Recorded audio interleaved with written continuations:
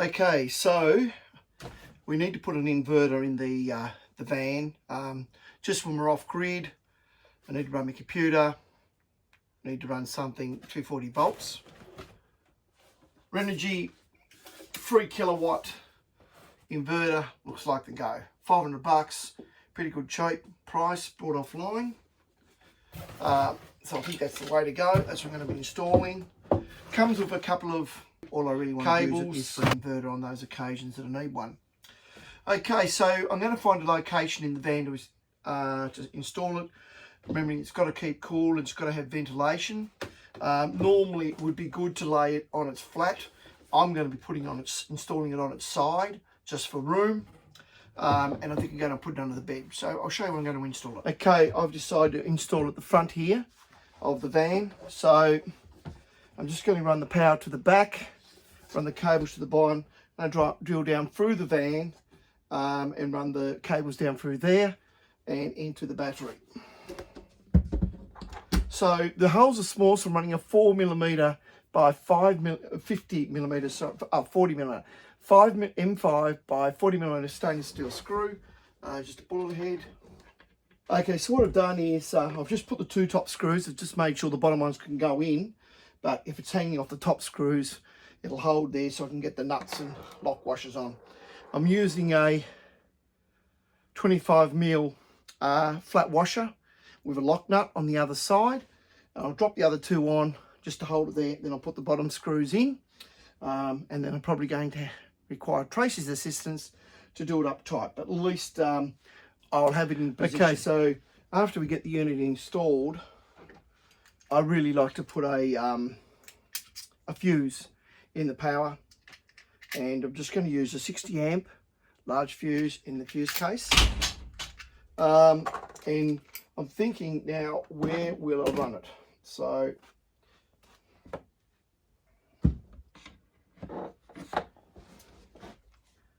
install it here and just have a small wire running from here to there. So I'm just going to mount this here, allowing enough room to put it in there. So I'll put the fuse box just in here, and then I'll run the wires from there, and I'll run them straight down into the battery. But I think it's important to have a okay, so I drilled a hole down there and put a bit of conduit in there, and now I'm going to run down my wire. Yeah. I got, might be a bit heavy duty, but like Tim the tool man, I'm only probably going to run probably 1.2 meters, so it's not going to have a lot of current drop at all on there. But I just thought if I'm doing them, I might as well just do it properly and spend a little bit extra and buy the thicker cable. No, it's in. So we've installed the fuse ready to go. Now we're just going to drop this cable down, get the right length, clamp it off, and go from there. So I've got the threaded down there, got that wire there now going into the fuse box, and I'll put the black one on here, and that's done. So wasn't too bad.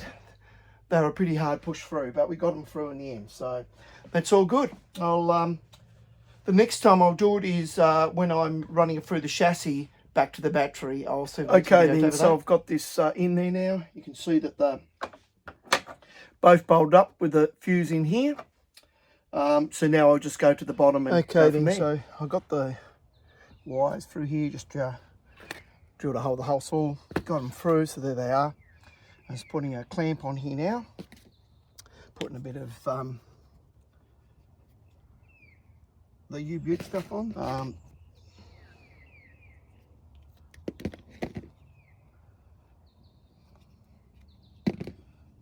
Bit of shrink wrap.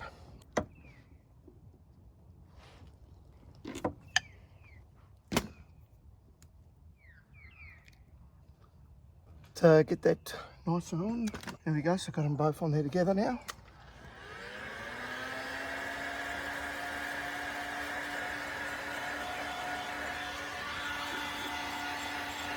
Now the black one. So now the black one and onto this terminal here.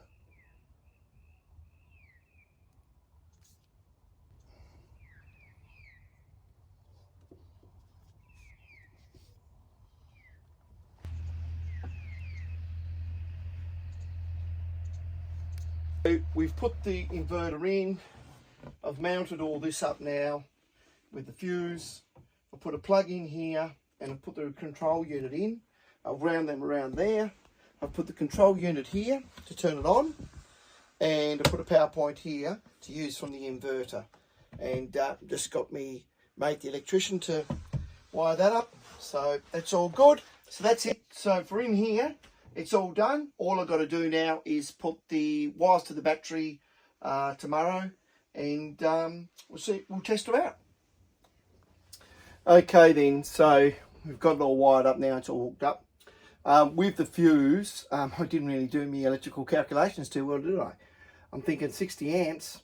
That's good for 600 watts. We're talking 3 kilowatts.